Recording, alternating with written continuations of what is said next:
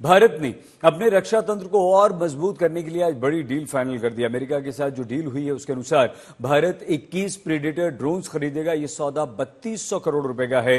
Deal final होने के बाद आर्मी, नेवी और वायुसेना तीनों की रक्षा प्रणाली मजबूत होगी। आज इस डील पर दोनों देशों के बीच दिल्ली में मोहर लग गई है। अमेरिकी चुनाव से ठीक पहले ही यह बड़ा निर्णय हुआ है। अभी पिछले हफ्ते ही प्रधानमंत्री नरेंद्र मोदी की अध्यक्षता में सुरक्षा मामलों की कैबिनेट कमेटी ने इस डील पर अपनी मोहर लगाई थी। प्रेडेटर ड्रोन को हंटर किलर ड्रोन भी कहा जाता है। अमेरिका से हुई प्रेडेटर ड्रोन की डील की कितनी इंपॉर्टेंस है, इस मुद्दे के साथ साथ कई अन्य सामरिक मुद्दों पर हमारी संवाददाता मंजीत नेगी ने navy chief admiral Dinesh Tripathi से बात की है। ये देखा कि भारतीय नौसेना लगातार हर मोर्चे पर अपनी ताकत को बढ़ा रही है। हाल में सरकार ने प्रेडेटर ड्रोन को भी मंजूरी दी है। उससे कितनी बड़ी मदद सर्विलांस के मोर्चे पर आपको मिलेगी? देखिए, आपको पता है कि हमने करीब 4 साल से 2 हेल आरपीएस अनआर्म्ड लीज पे ले रखे थे कोको मॉडल में, company operated, company owned. Now जो ये नया जो अभी सीसीएस ने अप्रूवल किया है 31 प्रेडेटर्स का, ये 16 जो है वो लैंड यूज के, लैंड बाउंड्री में, तो और 15 हैं वो समुद्र के लिए, हम लोग के नेवी के लिए। ये बहुत ही बड़ी कैपेबिलिटी एनहेंसमेंट है, specially in the field of maritime surveillance. Now specially in the maritime domain, I am telling that the whole action starts, जो एक्शन स्टार्ट होता है वो सबसे पहले हमें ये पता करना है कि मैरीटाइम डोमेन में हो क्या रहा है, कौन है, कहाँ है और क्या कर रहा है। तो ये सबसे इंपॉर्टेंट है। और ओशंस इतने बड़े हैं और हर समय जो भी ओशन में है वो मूव कर रहा है। तो आपने एक बार कहीं किसी जगह किसी को डिटेक्ट कर लिया, जरूरी नहीं कि अगली बार आप जाएं तो वो वहीं मिलेगा। तो इसलिए ये जो प्रेडेटर ड्रोन्स हैं जिनकी जो कि कई घंटों तक हवा में रह सकते हैं, ये हमारे लिए बहुत उपलब्ध सिद्ध होंगे, जिससे कि हम लोग पूरा जो मैरीटाइम डोमेन अवेयरनेस है इंडियन ओशन रीजन में, उसको बिल्कुल सशक्त रखें और ध्यान रखें कि कौन क्या कर रहा है। उसके बाद जो एक्शन लेना है वो दूसरी बात है। एक और फ्रंट है, अगर हम अंडर वाटर की बात करें, क्योंकि भविष्य की तरफ हम देखें तो अंडर वाटर यानी कि सबमरीन की ताकत को बढ़ाना जरूरी है। उस पर भी काफी काम हो रहा है, सरकार ने उसको लेकर भी मंजूरी दी।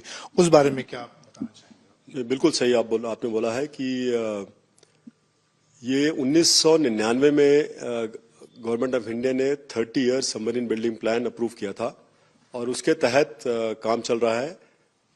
जो फर्स्ट ट्रांच ऑफ सबमरीन्स थी वो P-75 थी, उसकी लास्ट सबमरीन अब ये इस साल के अंत तक डिलीवर हो जाएगी। और बाकी हमारे और प्रोजेक्ट भी चल रहे हैं अभी इस वक्त, जो कि वेरी फाइनल स्टेजेस में है, जिससे कि हमारी कैपेबिलिटी में और एनहेंसमेंट होगा। हमें इस समय और भी देखना है कि केवल मैन्ड सबमरीन्स नहीं, और बहुत सारे जो प्लेटफॉर्म्स हैं अनमैन्ड, उनको हम किस तरह से यूज कर सकते हैं जिससे कि हमें अंडर वाटर डोमेन अवेयरनेस में सफलता मिले। अंडर वाटर डोमेन अवेयरनेस जो है कि ये बहुत ही चैलेंजिंग सब्जेक्ट है, ना कि केवल हमारे लिए बट किसी भी देश की नेवी के लिए। हाइड्रोलॉजिकल कंडीशंस डिफरेंट होती है, वहाँ पर डिटेक्शन रेंजेस कम होती हैं, और आगे वाले दिनों में जैसे हमें ऐसा लगता है कि बहुत सारे अनमैन्ड प्लेटफॉर्म्स डिप्लॉय हो सकते हैं, तो उनको भी ढूंढना और उनको पता करना, ये हमारे चैलेंज की बात है। और हम ये सब, चाहे वो मैन्ड हो, चाहे अनमैन्ड हो, चाहे हमारी जो नेवल सबमरीन फ्लीट हो, इन तीनों पे हम अच्छी तरह से काम कर रहे हैं गवर्नमेंट के साथ मिलकर। आपका काफी फोकस मेक इन इंडिया यानी कि आत्मनिर्भरता को लेकर भी है। उस फ्रंट पे कितनी तेजी के साथ काम हो रहा है? ऐसे कौन से नए सिस्टम जो आत्मनिर्भरता की तरफ देश में बनकर नौसेना को मिलेंगे? अभी हमारे देश में 63 सरफेस शिप्स और सबमरीन अंडर कंस्ट्रक्शन है, चाहे वो डीपीएसयू में हो, चाहे पीएसयू में हो, चाहे वो प्राइवेट शिपयार्ड में, जैसे एलएनटी में आपने देखा। इसके अलावा हमें अभी 7 आधुनिक प्रोजेक्ट 17 ब्रावो के अंदर जो हमारे मल्टीपर्पज स्टेल्थ फ्रिगेट हैं, उनकी भी मंजूरी, एक्सेप्टेंस ऑफ नेसेसिटी अभी मिली है। तो अगर हम केवल ऑर्डर की बात करें तो करीब 1.5 लाख करोड़ के ऑर्डर्स इन सब के पास है, जो मैंने अभी नाम दिया, चाहे प्राइवेट शिपयार्ड हो, चाहे गवर्नमेंट का शिपयार्ड हो, चाहे डीपीएसयू हो। जो इकोनॉमिक सर्वे रिपोर्ट है गवर्नमेंट ऑफ इंडिया की, वो ये बताती है कि शिप बिल्डिंग में every 1 rupee spent has effect of 1.82 rupees in the environment, in the defense ecosystem, in the defense industry. तो अगर 1.5 लाख करोड़ की हम बात कर रहे हैं तो इट ट्रांसलेट्स कि 2.73 लाख करोड़ जो है वो डिफेंस इकोसिस्टम में जाएगा। तो इस तरह से जो हमारी जो शिप बिल्डिंग है, मैं अभी केवल नेवल शिप बिल्डिंग की बात कर रहा हूँ, ये हमारी देश की इकॉनमी में भी हेल्प कर रहा है और जो देश का डेवलपमेंट है, नेशनल डेवलपमेंट है, उसमें भी हेल्प कर रहा है। उसके अलावा हम ये भी देख रहे हैं कि टेक्नोलॉजी जो है कि गैलपिंग है, बिल्कुल बहुत ज़्यादा टेक्नोलॉजी का यूज़ हो रहा है। आपने देखा होगा जितने भी वॉर चल रहे हैं तो हमने नेवल हेडक्वार्टर्स में अभी 2 standing task force under 2 star admiral गठित की है, जिनका काम है कि ये इंडस्ट्री में जाएं, चाहे वो स्टार्टअप हो, चाहे एमएसएमईज हो, चाहे वो पीएसयूज हो, डीपीएसयूज हो, जिनके पास क्या टेक्नोलॉजी है, चाहे डीआरडीओ हो, कि क्या टेक्नोलॉजी उनके पास है और हम उसको क्या एम्बाइब कर सकते हैं जिससे कि हमारे जो गैप्स हैं आज कैपेबिलिटी में, वो हमें आज का युद्ध लड़ना हो या कल का युद्ध लड़ना हो, उसके लिए हम उस गैप को पूरी तरह से भर दें, जिससे कि हमारी नौसेना हरदम रेडी रहे to safeguard our national maritime interest any time, anywhere, any how. Hindi में कहीं भी, कभी भी, कैसे भी। इसी बात को आगे बढ़ाते मैं एक सवाल ये जानना चाहता हूं कि इस वक्त देश, खासतौर दुनिया में जो हालात हमने देखा कि रूस यूक्रेन युद्ध लंबे समय से चल रहा है, इजराइल कई मोर्चों पर लड़ाई लड़ रहा है, समुद्री मोर्चे पर क्या सबक आप इस एक नौसेना प्रमुख के तौर पर आप इन लड़ाइयों से लेते हैं और क्या चैलेंजेस को मानते हैं? हमने ये देखा, हमने जब से लड़ाइयाँ शुरू हुई हैं तो ये आप मान के चलिए कि there is somebody in the Navy working at it, looking at it, what is happening on a daily basis. और उससे हम क्या लेसन सीख सकते हैं? कई सारे ऐसे लेसन हैं जो हमें हमारे ऊपर भी इम्प्लीमेंट किए जा सकते हैं और हम वो कर रहे हैं। हमने देखा है कि जो नेचर ऑफ वॉरफेयर है वो तो सेंचुरीज ओल्ड है। उसका काम है, नेचर ऑफ वॉरफेयर ये होता है कि you prevail upon the adversary by way of violence, by way of attrition. तो वो जनरली वो चेंज नहीं हुआ है, लेकिन जो कैरेक्टर ऑफ वॉरफेयर है वो चेंज हो गया है। जिस तरह से हथियार यूज हो रहे हैं, जिस तरह से जो चीजें पहले हम सोच नहीं सकते थे कि ऐसा भी हो सकता है, वो सब हो रहा है।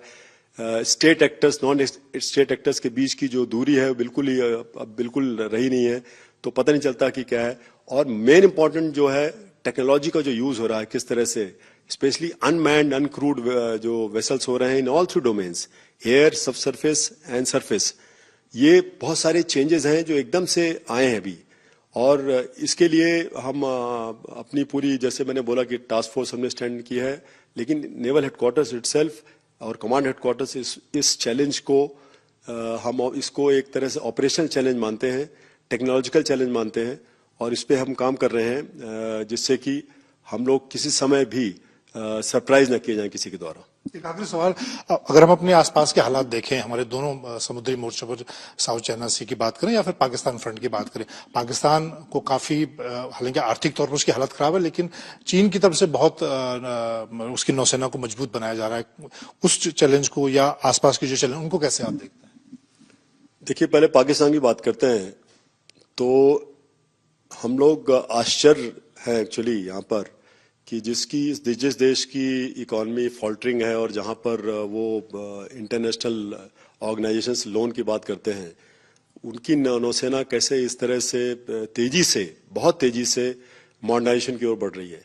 चाहे वो आप 8 सबमरीन ले लें जो चाइना दे रहा है उनको, चाहे वो कॉर्वेट्स ले लें, चाहे वो फ्रिगेट्स ले लें, चाहे वो एयर डोमेन में ले लें, चाहे वो वॉर वेपन्स में ले लें, लॉन्ग रेंज वेपन्स में ले लें।